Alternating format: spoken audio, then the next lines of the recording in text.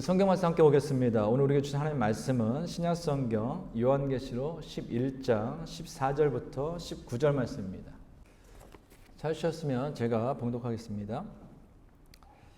둘째 화는 지나갔으나 보라 셋째 화가 속히 이르는도다.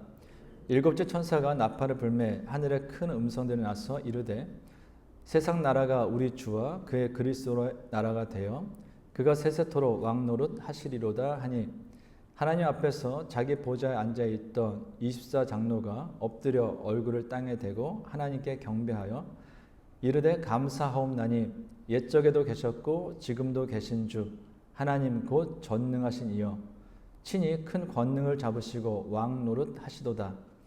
이방들이 분노하며 주의 진노가 내려 죽은 자를 심판하시며 종 선지자들과 성도들과 또 작은 자든지 큰 자든지 주의 이름을 경외하는 자들에게 상 주시며 또 땅을 망하게 하는 자들을 멸망시키실 때로소이다 하더라.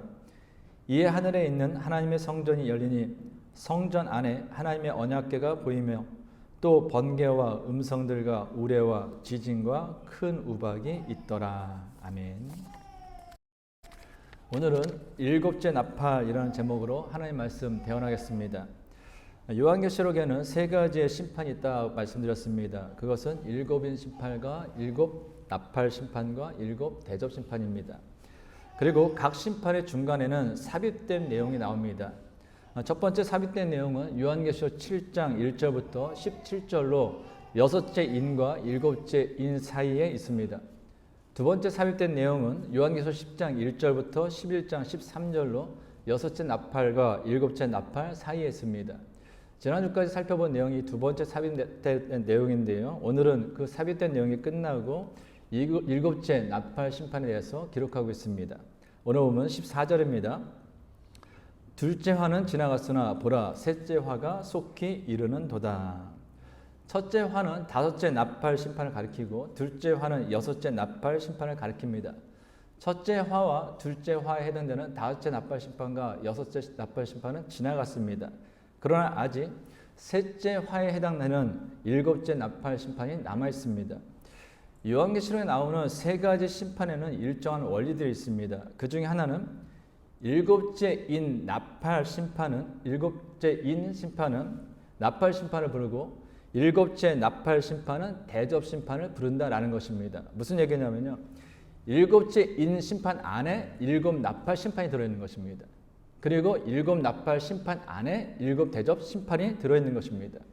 그런 의미에서 오늘 본문에 나오는 일곱 나팔 심판은 대접 심판과 같은 것으로 그 자세한 내용은 요한계시록 16장부터 기록되어 있습니다.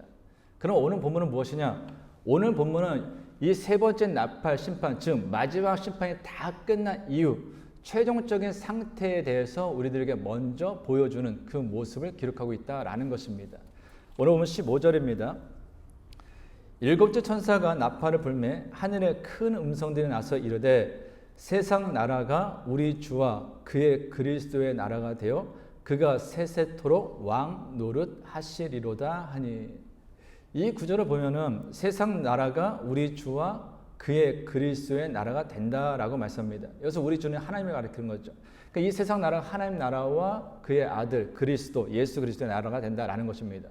근데 이 구절을 여호와의 증인들은 하나님의 나라는 이 땅에 이루어지는 것이고 우리는 이 땅에서 왕노릇하게 될 것이다 라는 잘못된 해석을 합니다. 즉 여호와의 증인들이 이야기하는 것은 무엇이냐면은 그들은 이 지구가 천국이라는 거예요. 여기서 영원히 살 수 있다라고 이야기하는 것입니다. 물론 이 땅은 그들의 주장처럼 하나님께서 주신 축복의 땅이면은 분명합니다. 그러나 하나님께서는 이 땅에 임할 그 심판에 대해서 분명히 말씀하셨습니다. 그리고 새 하늘과 새 땅을 약속하셨습니다. 요한계시록 21장 1절입니다. 또 내가 새 하늘과 새 땅을 보니 처음 하늘과 처음 땅이 없어졌고 바다도 다시 있지 않더라. 그러므로 여기서 세상 나라가 우리 주, 즉 하나님 나라와 그리스도의 나라가 된다라는 것은 이 땅, 이 지구가 하나님의 나라, 천국이 된다라는 의미가 아니라 이 세상 나라에 대한 통치권이 하나님께로 돌아간다라는 의미입니다. 세상 나라는 원래 하나님 것입니다. 이 땅에 있는 모든 것은 다 하나님 것이죠. 하나님께서 지으셨으니까요. 그런데 하나님께서는 정해진 기간 동안 일시적으로 이 땅의 세상 나라의 권세자들과 사람들에게 그 통치권을 맡기셨습니다.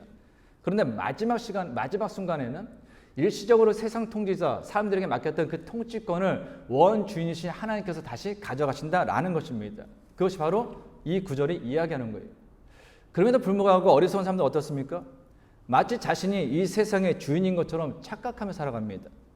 초대교회 당시 로마 황제들이 하나님을 무시하고 교회와 그리스도인들을 핍박하고 박해했던 이유가 무엇입니까? 권력이 있으니까, 막강한 권력이 있으니까 마치 자신이 이 세상의 주인이라고, 이 세상의 진정한 주인이라고 착각했기 때문입니다. 그러나 아무리 그들이 막강한 권력을 휘두르고 세상을 통치하는 것 같아 보여도 결국 이 세상 나라는 하나님과 그리스도의 나라가 되어 주님께서 영원토록 다스리게 됩니다. 최종적인 승리는 주님의 것이라는 거예요.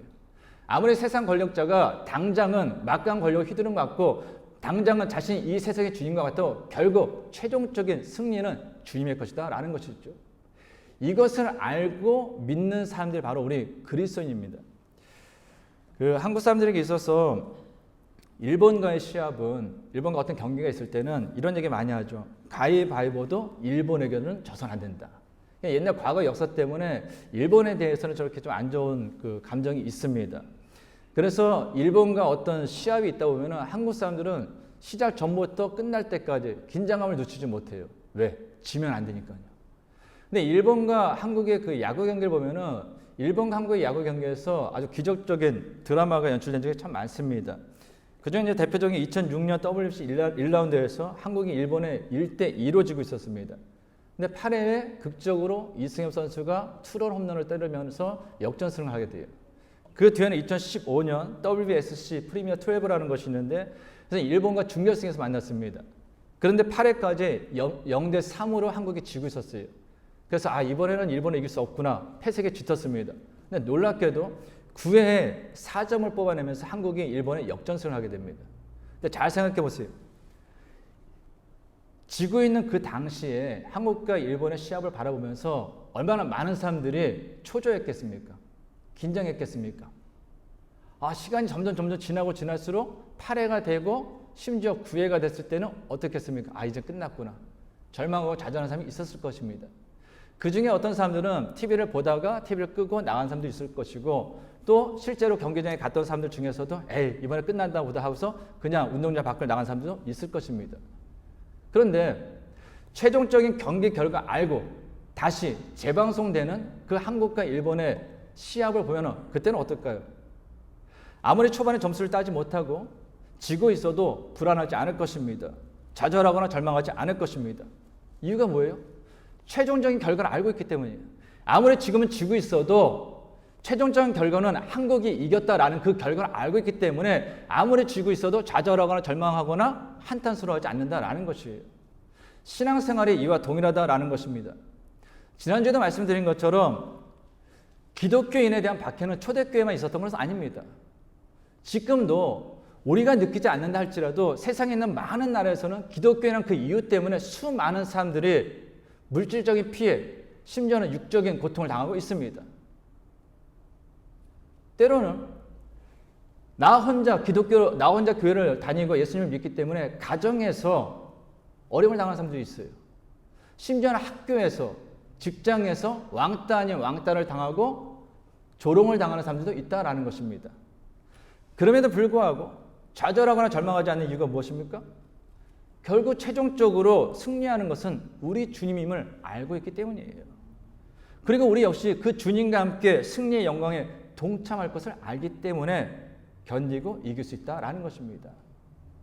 그러면 성도 여러분, 최종적인 승리는 우리 것입니다. 최종적인 승리는 세상의 권력자가 아니라 주님의 것이에요. 그러므로 인생을 살다 보면 힘들고 어려울 때가 있습니다. 내가 예수 믿는다고 해가지고 뭐 달라지는 것이 있을까? 오히려 예수 믿지 않는 것이 내가 이 땅을 살아가는데 더 이득이 아닐까? 라고 생각할 수 있습니다. 그러나 그렇지 않은 거예요.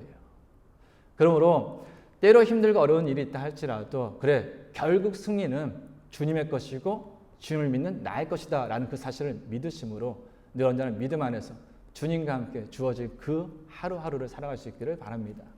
오늘 본 16절입니다. 하나님 앞에서 자기 보좌에 앉아있던 24장로가 엎드려 얼굴을 땅에 대고 하나님께 경배하여. 여러분 24장로가 나오죠. 24장로는 계속해서 말씀드렸던 거예요. 24장로가 누굽니까? 실제적으로 우리가 교회에서 말하는 장로님 그런 분들이 아니죠. 자꾸 그렇게만 생각하니까 이 직분에 대해서 어떤 직분을 뭐 지위로 생각해 높고 낮음을 따지는 거예요. 근데 24장로는 단지 구약에 구원받은 성도를 대표하는 12지파와 신약에 구원받은 성도를 대표하는 12사도를 합한 그 12와 11을 합한 24라고 했습니다.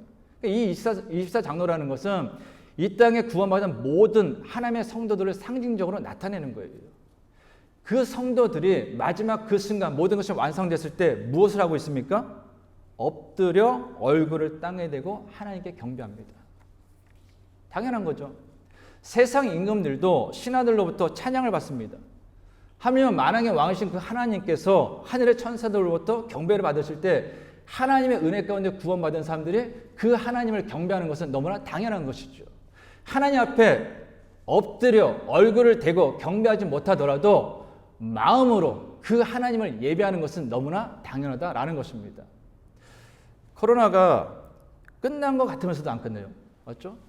오늘 아침인가 뉴스를 보니까 한국은 다시 뭐 이렇게 확산이 돼가지고 뭐 여름에 있던 그 많은 행사들이 취소되고 있다라고 합니다. 여기도 보니까 뭐 빅토리아도 조금 늘었고 저쪽 위쪽 퀸슬랜드인가요? 그쪽은 3만 명이 넘었나? 그래가지고 다시 마스크를 또 써야 되나 안 써야 되나 뭐 이런 얘기가 있다고 그래요. 어쨌든 뭐 그거는 뭐 세상을 살면서 이런 저런 일이 있으니까 그렇다 치고요. 근데 제가 말씀을 준비하면서 이런 생각을 다시 해봤습니다. 코로나19와 락다운을 인해서 저와 성도님들 모두 지금까지 경험하지 못했던 예배의 상황을 경험해봤어요. 예배당에 닫히고 그로 인해서 거의 2년이 넘는 시간 동안 온라인으로 예배를 드렸습니다. 이거는 경험을 해보지 못했던 일이에요. 전쟁 때도 그러진 않았다고 하니까요.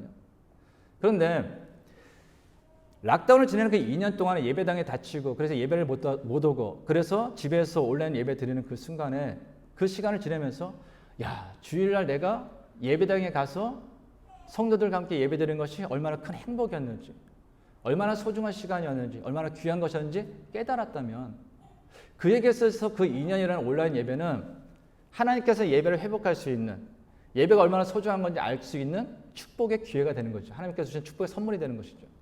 반대로 그 2년이라는 시간 동안 온라인 예배를 들으면서 온라인 예배가 주는 편리함에 취해가지고 야 이렇게 해도 되네. 굳이 주일날 예배당에 안 가도 되네. 아 예배당에 가면 보기 싫은 사람들 있고 꺼림직한 사람들 있는데 굳이 안 만나도 되네.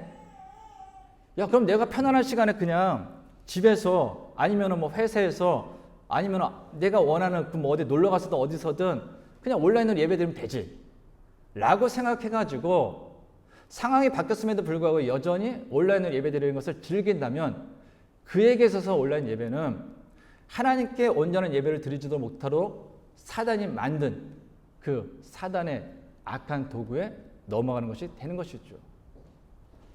무엇을 말하는 것입니까? 예배에 있어서는요 가장 중요한 것은 마음의 문제라는 것입니다. 그래서 예수님께서는 참되게 하나님을 예배하는 사람은 영과 진리로 예배해야 된다라고 말씀하신 거예요. 요한복음 4장 23절 24절입니다. 아버지께 참되게 예배하는 자들은 영과 진리로 예배할 때가 오나니 곧 이때라. 아버지께서는 자기에게 이렇게 예배하는 자들을 찾으시느니라. 하나님은 영이신 예배하는 자가 영과 진리로 예배할지니라. 성도님 잘 아시는 것처럼 예수님께서 왜 예배에 대해서 이렇게 말씀하셨습니까? 왜 이런 대답을 하셨죠? 어디서 예배 드리는 것이 하나님께서 기뻐하신 예배입니까? 라고 묻는 그 사마리아 여인의 질문에 답하기 위함이었어요. 예수님 당시에는 사마리아 사람들과 이스라엘 사람들이 드리는 예배의 장소가 다르다 말씀드렸습니다. 이스라엘 사람들은 예루살렘의 성전을 짓고 하나님께 예배를 드렸습니다. 사마리아 사람들은 그리신 산에 성전을 짓고 그곳에서 예배를 드렸어요. 서로 예배 장소가 달랐던 거예요. 그래서 서로 주장합니다. 이스라엘 사람들은 예루살렘 성전에서 예배드리는 우리 예배를 하나님께서 받으신다라고 주장하였고 사마리아 사람들은 그리신 산에 성전을 짓고 드리는 우리 예배를 하나님께서 받으신다고 주장한 거예요. 그러니까 서로 부딪히는 거죠. 늘 언제나. 그런데 신앙인으로서 예배드린 이 사마리아 여인도 늘 언제나 그게 고민이었던 거예요. 어디서 드리는 게 하나님께서 기뻐 받으실까? 만약에 예루살렘 성전이라면 내가 사마리아 사람이지만 예루살렘으로 가서 예배를 드리는 것이 맞을까? 아니면 지금 이곳에 드리는 게 맞을까? 이 고민이 있겠죠. 근데 이에 대해서 예수님께서 뭐라 말씀하셨습니까? 하나님을 참되게 예배하는 사람은 영과 진리로 드려야 된다고요. 무슨 얘기예요? 하나님을 예배할 때 하나님께서 기뻐 받으시는 거, 이것은 장소의 문제가 아니라는 것입니다. 형식의 문제가 아니라는 거예요. 어떤 마음으로 예배를 드리냐는 거죠. 아무리 예배당에 와서 예배를 드린다 할지라도 마음은 없어요. 그냥 습관대로 몸만 와 있는 거예요. 놀라운 일이 무엇인지 아십니까? 강대상에 서서 설교를 하고 예배를 인도하다 보면은 예지의 능력은 없는데, 투시의 능력은 없는데 보인다라는 거예요. 아, 이 사람이 지금 예배를 드리고 있구나. 아니면 지금 딴 생각하고 있구나. 이게 느껴진다라는 거예요. 생각해 보세요. 하나님이 임재하시는 곳에서 하나님을 예배한다고 왔는데 마음은 다른 데 가 있고 몸만 와서 있으면 그 예배를 하나님께서 받으시겠습니까? 하나님께서는 외모보다 그 중심, 그 마음을 더 귀하게 여기시는 분이신데요. 그래서 예수님 말씀하시는 거예요. 예배에 있어서 중요한 거는 예배 장소, 어디서 예배 드리냐, 어떤 형식으로 예배 드리냐 문제가 아니라 네가 어떤 마음으로 하나님을 예배하고 있느냐, 그것이 중요하다는 것이죠. 이 락다운이 풀리고서 기독교의 가장 크게 찾아온 위기는 예배의 위기입니다.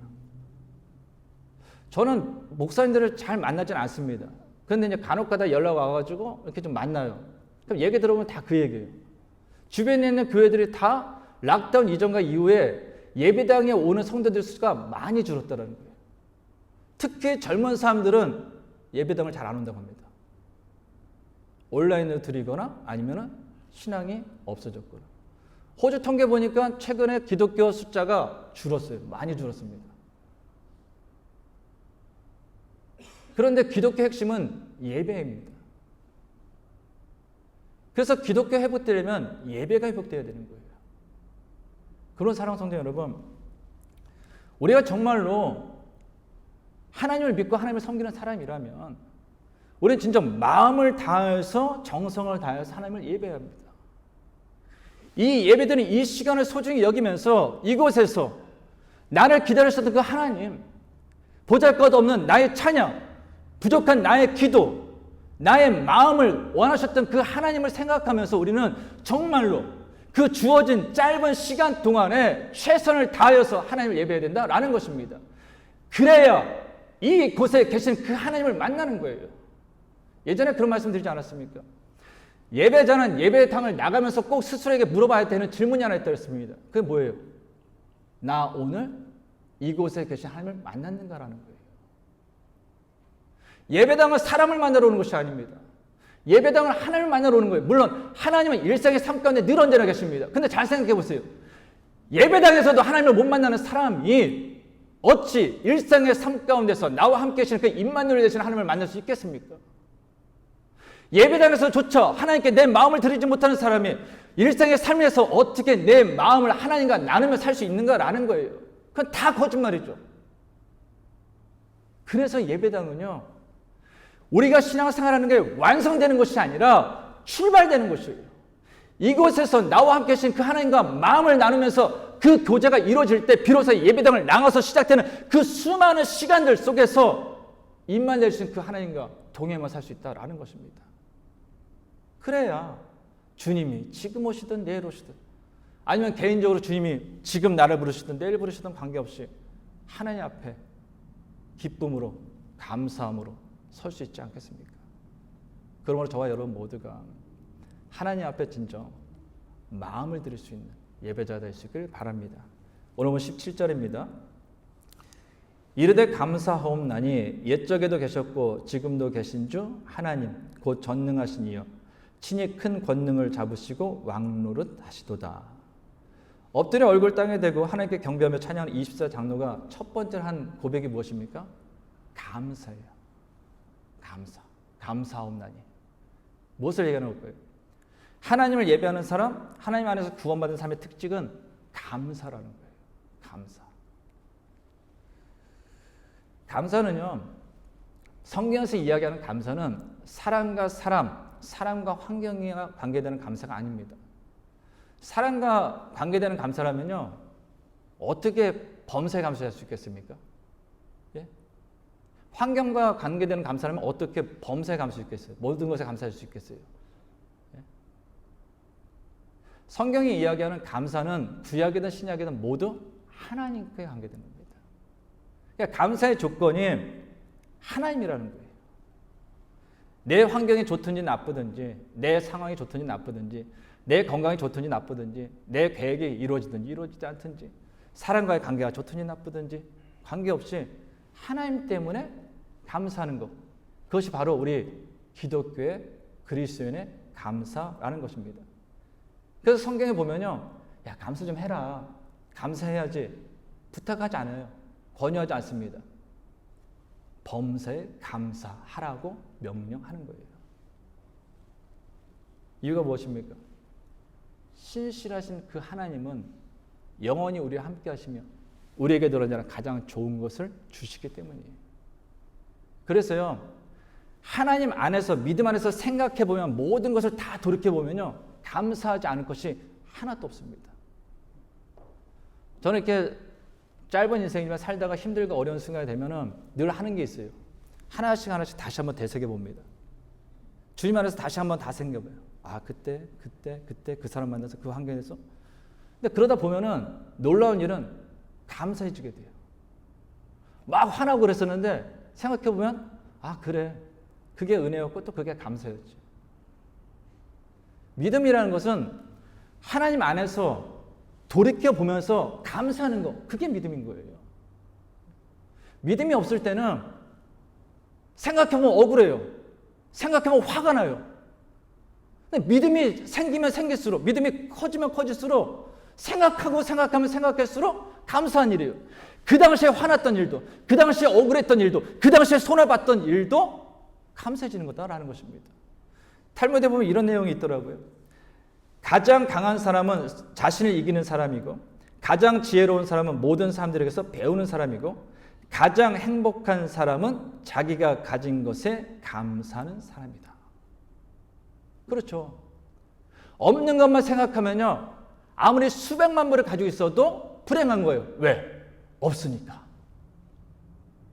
그런데 가진 것을 생각하면 단돈 1불이 있어도 감사한 거예요. 왜요? 있으니까. 인생을 살면서 힘들고 어려울 때 분명히 있습니다. 손해도 볼 때도 있고 약해질 때도 있어요. 근데 그때 없는 거, 잃은 거, 나쁜 거 생각하면 불평이 생기고 원망만 생깁니다. 불신앙이 생겨요. 그러나 그럴 때일수록 한번 멈추셔가지고 내가 지금 가진 거, 하나님께서 내가 베풀어 주신 것을 하나씩 해보세요. 그러면요, 놀랍게요, 받은 게 너무나 많습니다. 너무나 감사할 게 많은 거예요. 그래서 어떤 분들은 그런 얘기예요. 평생 감사라고 하잖아요. 그래서 저와 여러분이 하나님께 구원받은 사람으로서, 최종적으로 하나님께서 완성하신 그 영원한 승리를 얻은 사람으로서 늘 언제나 가진 것에 감사할 수 있게 바랍니다. 그때 비로소 우리는요, 정말로 행복한 인생을 살기 시작할 것입니다. 그런데 17절에 보면은 이사 장로가 하나님에 대해서 고백하는데 그 고백하는 말이 좀 특이한 것을 보게 됩니다. 이런 고백이 나오죠. 옛적에도 계셨고 지금도 계신 주 하나님 곧 전능하신 이요. 여기 보면 옛적은 뭘까요? 과거에 계신 하나님이에요. 지금은 현재에 계신 하나님입니다. 하나가 좀 빠졌죠. 그럼 미래에 계실 하나님은 왜 생략됐는가라는 거예요. 사도 요한은 이 요한계시록을 쓰면서 소아시아에 있는 그 7교회 편지 쓰면서 하나님에 대해서 이렇게 고백했어요. 이제도 계시고 전에도 계시고 장차 오실 이. 요한계시록 1장 4절입니다. 요한은 아시아에 있는 7교회에 편지하노니 이제도 계시고 전에도 계셨고 장차 오실 이와 그의 보좌 앞에 있는 7 영과. 하나님께서도 스스로 당신에 대해서 이제도 있고 전에도 있었고 장차 올 자라고 말씀하십니다. 요한계시록 1장 8절입니다. 주 하나님이 이르시되 나는 알파와 오메가라 이제도 있고 전에도 있었고 장차 올 자요 전능한 자라 하시더라. 그리고 모든 피조물을 상징하는 네 생물도 하나님을 가리켜서 전에도 계셨고 이제도 계시고 장차 오실 이라고 고백합니다. 여기서 4장 8절입니다. 내 생물은 각각 6날개를 가졌고 그 안과 주위에는 눈들이 가득하더라. 그들이 밤낮 쉬지 않고 이르기를 거룩하다 거룩하다 거룩하다 주 하나님 곧 전능하신 이여 전에도 계셨고 이제도 계시고 장차 오실 이시라 하고. 그렇죠? 보면은 모든 것이 과거에도 계신 하나님, 지금도 계신 하나님, 앞으로 오실 그 하나님에 대해서 다 고백하고 있어요. 근데 지금 읽은 요한계시록 오늘 보면 17절에서는 장차 오실 이 미래에 대한 하나님에 대한 표현이 생략되어 있습니다. 이유가 뭘까요? 앞에서 말씀드린 것처럼 오늘 본문은 일곱째 나팔 심판 이후에 이루어질 최종적인 결과에 대해서 기록하고 있기 때문이에요. 무슨 얘기예요? 이미 하나님께서 오셨기 때문에 장차 오실 이라는 미래에 있을 그 일에 대해서 생략했다라는 것입니다. 무슨 이야기입니까? 하나님께서는 약속하신 것을 반드시 이루시는 신실한 분이십니다. 그래서 하나님께서는 과거에도 그랬던 것처럼 또한 현재도 그랬던 것처럼 미래에도 당신이 말씀하신 대로 세상의 모든 것을 통치하시는 거예요. 이것은 반대로 세상 나라 권세자들과 통치는 반드시 끝이 온다라는 거예요. 그래서 우리가 인생을 살아가면서 세상 권세를 두려워하지 않아야 되는 것입니다. 세상 권세를 두려워할 것이 아니라 하나님을 믿는 사람으로서 하나님의 선한 뜻을 이루어가며 살아야 된다라는 거예요. 그 이유가 무엇이냐? 이어지는 구절을 통해서 보게 됩니다. 오늘 18절입니다. 이방들이 분노하며 주의 진노가 내려 죽은 자를 심판하시며 종 선지자들과 성도들과 또 작은 자든지 큰 자든지 주의 이름을 경외하는 자들에게 상 주시며 또 땅을 망하게 하는 자들을 멸망시키실 때로소이다 하더라. 이 땅을 향한 하나님의 모든 심판이 끝나고 완전한 하나님의 나라가 되어 하나님이 통치하시면 하나님께서 하신 일이 있습니다. 심판하시는 거예요. 어떤 심판하시냐? 좀 개수라고 이야기할 수 있는데요. 하나님의 자녀된 끝까지 믿음을 지켰던 그리스도인된 하나님의 자녀들에게는 상을 주십니다. 그러나 끝까지 기회를 주었음에도 불구하고 회개하지 않고 하나님께로 돌아오지 않고 여전히 악을 행한 사람들에 대해서는 벌을 주십니다. 이건 당연한 거예요. 하나님께서는 각 사람이 행한 대로 그대로 갚으시는 분이시기 때문입니다. 그런데 중요한 것이 무엇인지 아십니까? 죽었다고 해서 끝나는 것이 아니라는 거예요. 마지막 심판의 때에 살아있는 사람은 살아서 상을 받고 살아서 벌을 받습니다. 그러나 죽은 사람은 부활하여 상을 받거나 벌을 받습니다. 요한계시록 22장 12절입니다. 보라, 내가 속히 오리니 내가 줄 상이 내게 있어 각 사람에게 그가 행한 대로 갚아주리라. 요한계시록 19장 20절입니다. 짐승이 잡히고 그 앞에서 표적을 행하던 거짓 선지자도 함께 잡혔으니 이는 짐승의 표를 받고 그의 우상에게 경배하던 자들을 표적으로 미혹하던 자라. 이 둘이 산채로 유황불 붙는 못에 던져지고. 요한계시록 21장 8절입니다. 그러나 두려워하는 자들과 믿지 아니하는 자들과 흉악한 자들과 살인자들과 음행하는 자들과 점술가들과 우상 숭배자들과 거짓말하는 모든 자들은 불과 유황으로 타는 못에 던져지리니 이것이 둘째 사망이라.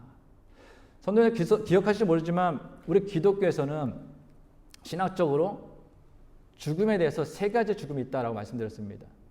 첫 번째 죽음은 우리가 일반적으로 얘기하는 생물학적 죽음이라고 그랬어요. 그러니까 영혼과 육체가 분리되는 거죠. 죽는 겁니다. 근데 두 번째 죽음은 영적 죽음이에요. 그러니까 살아있어요. 살아있는데 영혼이 죽은 거죠. 영혼이 죽었다는 건 뭡니까? 살아있는데 하나님과 전혀 관계없이 사는 거예요. 아무리 하나님의 말씀을 듣든 뭐 경고하든 관계없이 그냥 자기의 욕심을 따라서 욕망을 따라서 막 사는 것입니다. 영적으로 죽은 거예요. 근데 세 번째 죽음은 영원한 죽음입니다. 이것은 육신이 죽었어요. 죽었는데 다시 부활합니다. 그래가지고 어떻게 되는 거예요? 영원한 지옥 혹은 그 불못에서 영원토록 심판받는 것. 방금 있는 요한계시록 21장 8절 나오는 둘째 사망이 여기에 해당되는 것입니다. 그런데 죽음에도 첫째 죽음과 둘째 죽음이 있는 것처럼 부활에도 1차 부활이 있고 2차 부활이 있습니다. 나중에 우리가 말씀을 계속 보면서 나누겠지만 예수님께서 재림하실 때는 예수님을 증거하고 예수님을 믿다가 순교한 자들이 1차적으로 부활합니다. 그리고 예수님과 함께 천년왕국의 통치에 참여하게 돼요. 그런데 이 천년왕국이 다 끝나게 되면 이 세상에 살았던 모든 사람들, 이 땅에 존재했던 모든 사람들이 2차로 부활을 하게 됩니다. 그리고 그때 예수님을 믿는 사람들은 의와 생명의 부활, 즉 하나님의 나라에 동참하게 되는 거죠. 그러나 끝까지 예수를 믿지 않는 사람, 예수님과 관계없이 살았던 사람들은 사망의 부활을 경험하게 되는 것입니다. 무엇을 얘기하는 거예요? 인생은요, 결코 죽음으로 끝나는 것이 아니라는 것입니다. 모든 사람은 반드시 예수님을 믿었든 믿지 않았든 관계없이 모든 사람은 최후에는 하나님의 심판대에 다 서게 되어 있습니다. 이것이 기독교 신앙이에요. 알파 오메가, 처음이 있으면 끝이 있고 시작이 있으면 하나님의 심판대에서 마지막이 있다는 거예요. 근데 이것이 왜 중요할까요? 내 인생이 죽음과 끝나는 것이 아니라 반드시 나는 언젠가 하나님 앞에 서게 돼 있어. 그 하나님 앞에 서서 내가 살았던 삶에 대해서 카운터, 계수를 받게 될 거야. 이것을 안다면 어떻게 될까요? 무엇을 가졌든지, 무엇을 누리든지, 무엇을 배웠든지 관계없이 늘 언제나 겸손할 수밖에 없습니다. 왜요? 나에 대해서 바라보시는 분, 나에 대해서 평가하시는 분이 계심을 알기 때문이죠. 또 어떻게 하겠습니까? 언젠가 내게 주어지는 그 상이 있다라는 것을 아는 사람은요, 힘들죠. 어렵죠. 그래도 하나님의 말씀대로 순종을 살아갑니다. 왜요? 힘든 중에도, 어려운 중에도 말씀에 순종하여 살아갔던 나에게 하나님께서 영원한 상급을 주신다는 것을 알고 있기 때문입니다. 그런 성도 여러분, 우리가 주어진 인생이 얼마가 될지 모르지만 살아가는 동안 겸손할 수 있기를 바랍니다. 살아가는 동안 하나님께서 주신 그 말씀에 순종하여 세상에 헛되고 헛된 것을 쫓는 것이 아니라 영원한 하나님의 상급, 그래서 땅이 아닌 하나님 위를 바라보며 살아갈 수 있는 저와 여러분 되시길 바랍니다. 마지막으로 오늘 보면 19절입니다. 이에 하늘에 있는 하나님의 성전이 열리니 성전 안에 하나님의 언약궤가 보이며 또 번개와 음성들과 우레와 지진과 큰 우박이 있더라. 24 장로들의 말이 끝나자 하늘에 있는 하나님의 성전이 열렸습니다. 근데 이때 사도 요한이 뭘 봅니까? 하나님의 성전 안에 있는 언약궤를 봐요. 한번 PPT 좀 보여주실래요? 화면에서 보시는 것이 언약궤입니다. 이 땅에는 지금 존재하지 않아요. 근데 이 언약궤는 둘로 나눠져 있어요. 밑에가 되면은 그 위에 있죠. 위에 이제 양 끝에 이렇게 날개를 해서 이렇게 마주보는 거 있죠. 두 그룹입니다. 그룹이 하나 천사인데요. 두 그룹이 있는 곳을 뚜껑이 되는 거예요. 뚜껑. 저 뚜껑을 우리가 속죄소라고 부릅니다. 속죄소. 근데 저 속죄소가 굉장히 중요합니다. 중요한 이유는 다음과 같아요. 출애굽기 25장 22절입니다. 거기서 내가 너와 만나고 속죄소 위 곧 증거궤 위에 있는 두 그룹 사이에서 내가 이스라엘 자손을 위하여 네게 명령할 모든 일을 네게 이루리라. 하나님께서 지금 어디서 만난다고 했습니까? 언약궤 위에 있는 그 속죄소 두 그룹 사이에서 내가 있으면서 내가 너희를 만난다고 했어요. 그 속죄소에서 하나님께서 이스라엘 백성을 만나시고 이스라엘 백성들이 말씀하시면 이스라엘 백성을 다스린다 말씀하셨습니다. 속죄소가 중요한 거예요. 그런데 그 속죄소가 덮고 있는 그 아래에 있는 언약궤, 그 안에는 무엇이 들어있습니까? 혹시 기억하세요? 이 언약궤 안에는 세 가지의 중요한 물건이 담겨 있습니다. 하나는 십계명, 두 번째 돌판이에요. 첫 번째는 모세가 시내산에서 십계명을 받아서 왔는데 이스라엘 백성들 밑에 뭐가 있었습니까? 금송아지 만들어 놓고서 이 금송아지가 하나님이다. 우리를 애굽에서 출애굽시킨 하나님이라서 금송아지를 섬기고 있었어요. 모세가 화가 나가지고 그걸 깨트려 버리죠. 그래서 다시 시내산에서 하나님께서 친히 기록해서 주신 그 두 번째 돌판이 언약궤 안에 들어있습니다. 두 번째 뭐가 들어있어요? 아론의 쌍난 지팡이가 들어있습니다. 세 번째는 만나를 담은 항아리가 들어있었어요. 근데 이 세 가지가 특징이 공통점이 다 뭐냐? 십계명 돌판이든지 만나를 담은 항아리든지 아론의 쌍난 지팡이는 이 세 가지는 다 이스라엘의 대표적인 죄를 다 상징하는 것입니다. 말씀드린 것처럼 십계명은 율법이에요. 이스라엘 백성들은 시내산에서 하나님 앞에 언약을 체결합니다. 하나님 말씀하시면 우리는 하나님 백성으로서 하나님 말씀을 다 따르겠습니다 라고 분명히 언약을 했어요. 그런데 이스라엘 백성들은 지키지 않습니다. 그 율법, 하나님의 말씀을 늘 언제나 거슬려요. 심지어 말씀드린 것처럼 모세가 십계명을 받고 있는 그 순간에도 애굽에서 섬겼던, 애굽에서 있었던 그 이방인들이 섬겼던 송아지 우상을 만들어 놓고 그것이 여호와 하나님이라고 찬양했습니다. 얼마나 악한 거예요. 아론의 쌍난지팡이 무엇입니까? 하나님께서 택한 아론과 모세를 거역한 거죠. 거부한 거예요. 왜 너네만 지도자야? 우리도 지도자였는데. 보기에는 인간이 아론과 모세에게 대해서 거역한 것 같지만 그 중심은 뭡니까? 그를 세우는 하나님을 거역하는 거 아닙니까? 교만함을 보이는 거죠. 세 번째 만나는요. 이스라엘 백성들이 40년 광야길에서 무사히 그 광야생활을 마치고 가나안 땅에 들어갈 수 있었던 이유는 만나 때문이에요. 아시는 것처럼 광야는 풀 한 폭이 없습니다. 먹을 것이 없어요. 근데 하나님께서는 이스라엘 백성들이 광야생활을 40년 동안 매일같이 만나를 내려주셨습니다. 쉬어야 되는 그 안식일을 또한 보장해 주기 위해서 토요일 날은 2배로, 그러니까 이틀치를 주심으로 이스라엘 백성들의 광야생활을 다 마치게 해주셨다라는 거예요. 감사한 일이죠. 내가 한 게 없는데 하나님께서 주심으로 나는 거둬서 먹기만 했으니까요. 근데 이스라엘 백성도 어떻습니까? 하나님, 내 입맛도 좀 생각해야죠. 영양실조 걸리겠습니다. 왜 만나만 주세요? 저 고기 먹고 싶어요.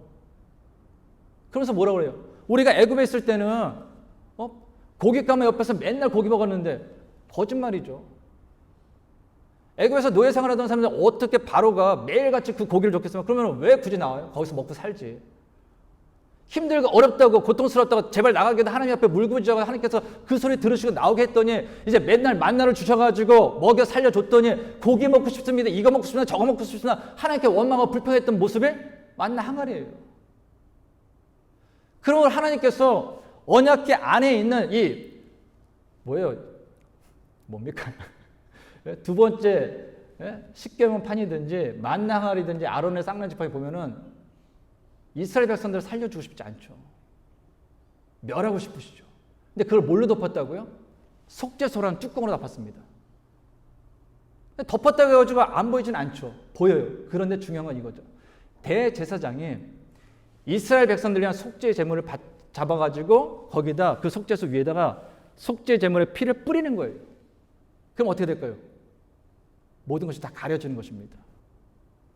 하나님께서 보셨을 때는 그 언약궤 안에 있는 이스라엘 백성들의 죄가 보이는 것이 아니라 그들의 그들의 죄를 속한 피가 보이는 거예요. 이게 바로 속죄소입니다. 근데 그 속죄소 누굴 예표합니까? 우리 위해서 십자가에 주신 예수 그리스도를 예표하는 거죠. 로마서 3장 25절입니다. 이 예수를 하나님의 그의 피로서 믿음으로 말미암는 화목제물로 세우셨으니 이는 하나님께서 길이 참으시는 중에 전에 지은 죄를 간구하심으로 자기의 의로우심을 나타내려 하심이니. 이 구절 보면 예수님을 하나님의 그의 피로서 화목제물로 세우셨다고 그랬어요. 근데 화목제라는 이 단어가 헬라어로 보면은 힐라스테르온이라는 단어인데 이 단어는 신약에 딱 2번 나옵니다. 하나가 방금 로마서 3장 25절의 화목제물이고요. 두 번째가 히브리서 9장 5절입니다. 그 위에 속죄소를 덮는 영광의 그룹들이 있으니 이것들에 관하여는 이제 낱낱이 말할 수 없노라. 여기에 나오는 속죄소가 바로 헬라어 단어 힐라스테르온이에요. 그러니까 화목제물은 속죄소로 바꿀 수 있고 속죄소 화목제물로 바꿀 수 있는 거죠. 그러므로 로마서 3장 25절은 이렇게 읽을 수 있는 거예요. 제가 한번 읽어드립니다. 이 예수를 하나님의 그의 피로 인하여 믿음으로 말미암는 속죄소로 세우셨으니 이는 하나님께서 길이 참으시는 중에 전에 지은 죄를 간구하심으로 자기의 의로우심을 나타내려 하심이니. 무슨 얘기일까요? 하나님께서는 예수 그리스도를 십자가에서 우리의 죄를 대신하여 죽게 하심으로, 즉 피를 흘리게 하심으로 우리가 가지고 있는 모든 죄를 그의 피로 덮게 하셨더라는 거예요. 그래서 우리가 예수님을 믿지 않습니까? 예수님을 믿는 그 순간부터 하나님께서는 우리 안에 있는 죄를 보지 않습니다. 내가 믿는 그 예수 그리스도의 피를 보시는 거예요. 그리고 그래, 넌 죄인이야. 여전히 내 죄인이지만 예수가 너의 죄를 대신하여서 화목제물로 죽어서 너를 죄를 덮는 속죄소가 됐으니까 내가 너 의인이라 인정해 줄게. 너 이제부터 내가 의인이라 불러줄게. 이게 이신득의, 이신칭의 신학입니다. 그럼 잘 생각해 보세요. 오늘 본문은 하나님께서 일곱 나팔과 함께 이 땅에 대한 심판이 다 끝난 후에 세상 나라가 하나님 나라가 되어 하나님께서 완전한 통치를 이루셨을 때 왜 굳이 하늘 성전에 있는 이 언약궤를 보여주셨을까요? 왜 언약궤를 보여주셨을까요? 이유는 하나죠. 구원은 오직 예수 그리스도를 믿는 그 믿음으로만 얻는다라는 거예요. 시간이 지날수록 마지막 때가 될수록 점점 더 하나님의 심판이 임할 것입니다. 다음 주부터 바라볼 일곱 대접 심판은 16장부터 나오지만 다음 주부터 이제 쭉 이어지는 거 보면은 굉장히 무서워져요. 근데 그 마지막 심판에서도 심판을 당하지 않고 멸망하지 않고 구원받을 수 있는 길은 단 하나, 예수 그리스도에 대한 믿음밖에 없다라는 거예요. 그러므로 무엇을 이야기하는 것입니까? 너희가 이 세상 가운데 아무리 힘들고 어렵다 할지라도 그 믿음을 지켜내기가 힘든다 할지라도 너희가 반드시 지켜야 될 것은 믿음이라는 것입니다. 왜요? 믿음밖에 없으니까요. 우리가 구원받을 수 있는 길, 우리가 그 심판에서 멸망하지 않고 상을 받을 수 있는 길은 오직 믿음밖에 없기 때문입니다. 그럼에도 세상의 어리석은 사람들 어떻습니까? 이 땅에 살 때만 필요한 그 물질이든지 지위이든지 권력이든지 그것을 가지려고 그렇게 노력합니다. 그것을 가지려고 그렇게 애를 씁니다. 그것을 지키려고 그렇게 애를 씁니다. 그런데요, 그것은 개인적인 죽음이든 역사의 종말이든 그 모든 것과 함께 다 내게서 떠나는 거예요. 지난주에 일본에서 큰일이 하나 있었죠. 그래서 뭐 세계적으로 어떻게 지금 이런 일이 있을까 해가지고 막 그러지 않습니까? 예. 유력한 정치인이 예? 총에 맞아서 죽는 일이 있었죠. 예. 아이들한테 얘기했더니 다 알고 있더라고요. 그래서 그런 얘기를 해요. SNS 보니까 뭐 이렇게 제가 뭐 얘기하기 좀 그런데 죽음에 대해서 안타까워하는 글은 거의 없었다고 그러더라고요.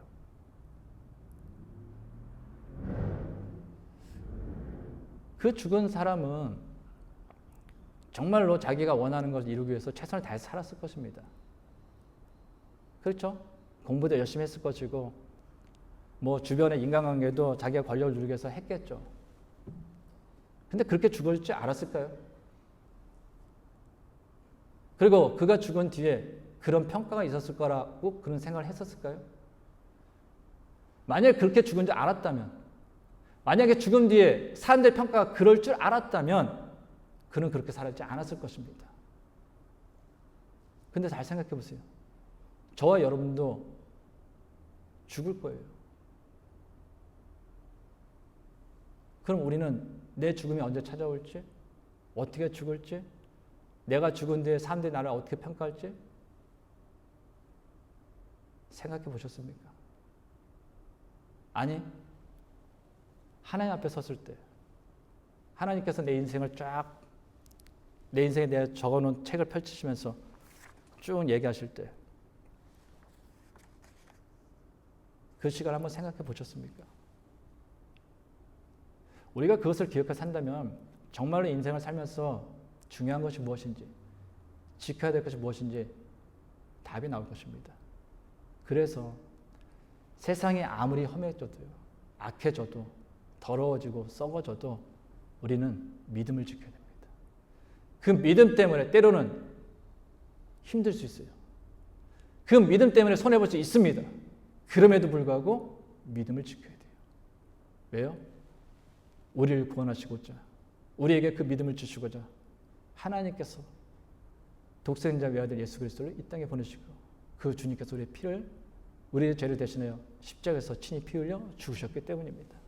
바라오는 저와 여러분 모두가 어떤 상황 가운데서도 끝까지 믿음을 지키고 끝까지 말씀대로 살아가는 아름다운 신앙이 될 수 있기를 간절히 주님의 이름으로 축원합니다.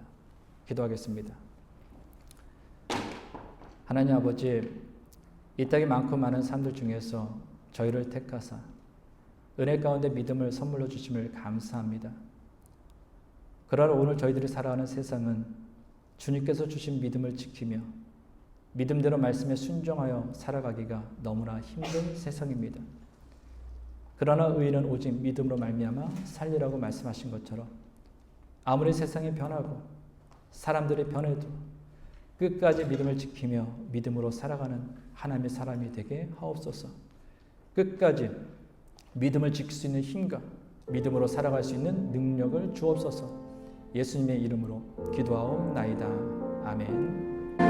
우리 들어서 다 같이 하나님을 찬양하며 우리 주 옆에 올라있습니다.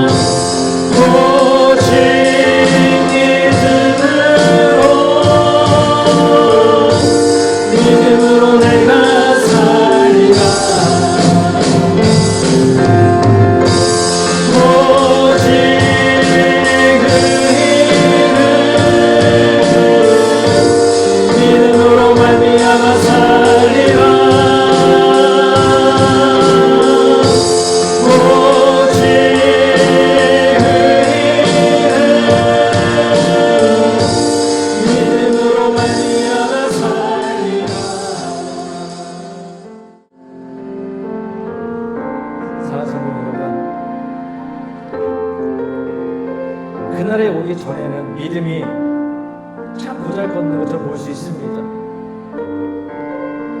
물질이, 건강이, 인간관계가, 권력이, 지위가, 학업이, 지혜가, 지식이 더 내 삶에 유익한 것처럼 볼 수 있습니다. 그러나 그것은 모두 헛될 뿐입니다. 결국 우리의 인생을 영원토록 책임질 수 있는 것은 하나님, 또한 그 하나님께서 우리에게 원하시는 것은 오직 단 하나, 믿음입니다. 그런 사랑하는 성도 여러분, 우리가 앞으로 살아가는 세상은 믿음을 지키기 참 힘들 것입니다. 신앙을 지키는 것이 정말 힘들 것입니다. 예배당에 나와서 예배 드리는 건 정말 힘들어질 것입니다. 그럼에도 불구하고 우리는 그 믿음을 지켜야 합니다. 그 믿음이 우리를 영원한 길로 인도하기 때문입니다. 우리 시간 같이 기도할 때 하나님 믿음을 지키게 하여 주옵소서. 그 믿음으로 살게 하여 주옵소서. 믿음으로 하나님을 영원하게 하여 주옵소서. 우리 같이 주 앞에 기도하겠습니다.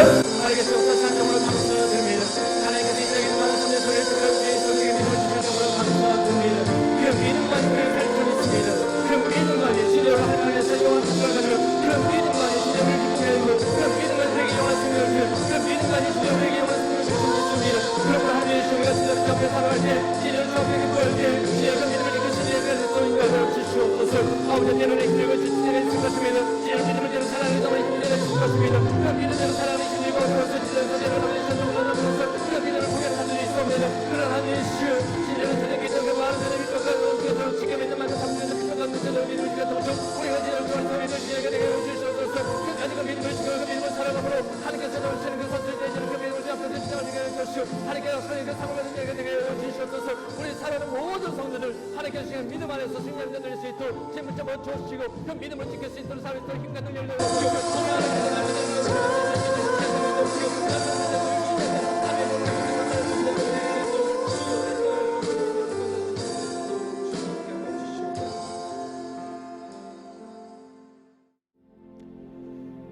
이제는 우리 주 예수 그리스도의 은혜와 하나님의 크신 사랑과 성령님의 교통하심이 믿음을 지키며 믿음대로 말씀에 순종하여 살아가기가 참으로 힘든 현실 속에서도 하나님의 사람으로서 끝까지 믿음을 지키며 믿음으로 살아가기를 원하는 모든 성도들과 가정과 세우신 기업 위에 이제부터 영원까지 함께 하시기를 간절히 축원하옵나이다.